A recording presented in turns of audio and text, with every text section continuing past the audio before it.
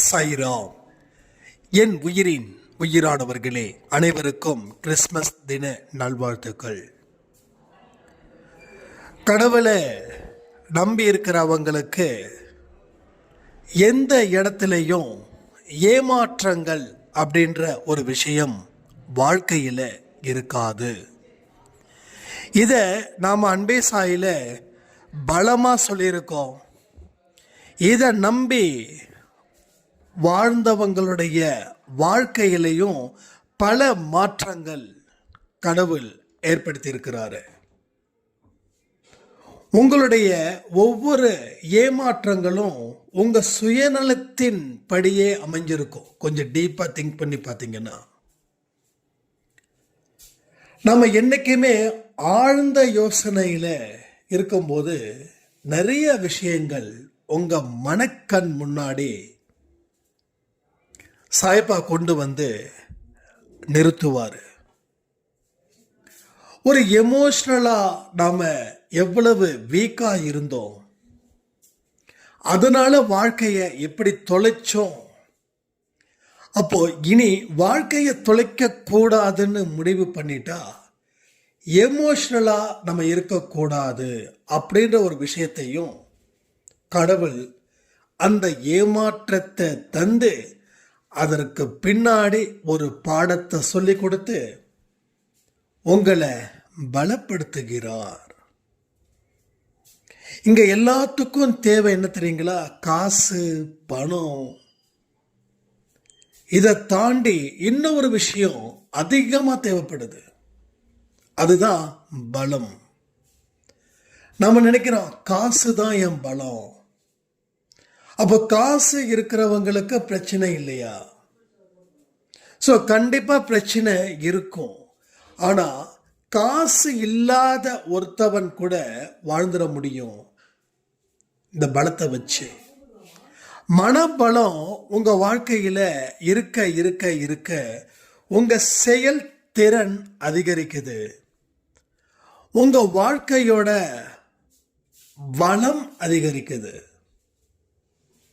So ஏமாற்றங்கள் உங்க வாழ்க்கையில தொடர்ந்து நடக்குதுன்னு சொல்லி அதுக்காக கவலைப்படவோ வருத்தப்படவோ வேண்டாம்.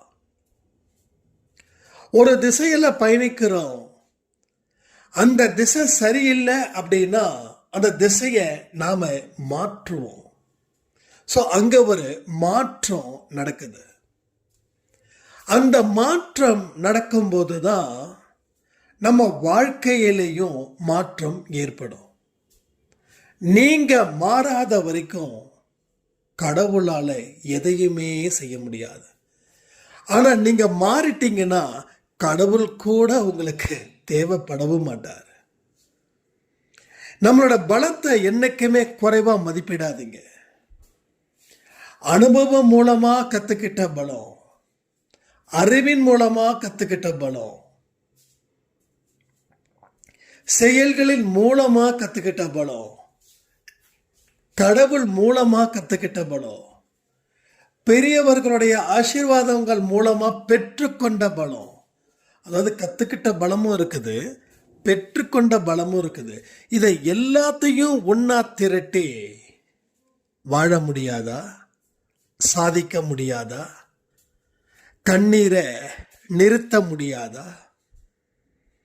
அப்போ நம்ம செவிகள் எதை ஈர்க்குது, நம்ம மனது எதனால பாதிக்கப்படுது? இந்த சில விஷயங்களால பல பெரும் வாய்ப்புகளை நாம இழந்து தவித்து கொண்டு இருக்கிறோம். நம்ம நிறைய இழந்துட்டோம். ஏன் இழந்தோம்னா, பேஸ்ட் ஆன் எமோஷனல் ஆக்டிவிட்டீஸ். உங்கள் லைஃப்பை நீங்கள் சரி பண்ணலைன்னா என்ன அங்கே நடந்திருக்குதுன்றத நாம் பார்த்துருக்கணும். அதை பார்க்க தவறிட்டோம். ஆனால் இனியும் பார்க்க தவறலாமா? கமெண்ட் பண்ணுங்க. ஸோ அந்த நிலை இனி வரக்கூடாது. அந்த நிலையில நாம் இருந்தோம் அப்படின்னா வாழ்க்கையில் உயர முடியாது.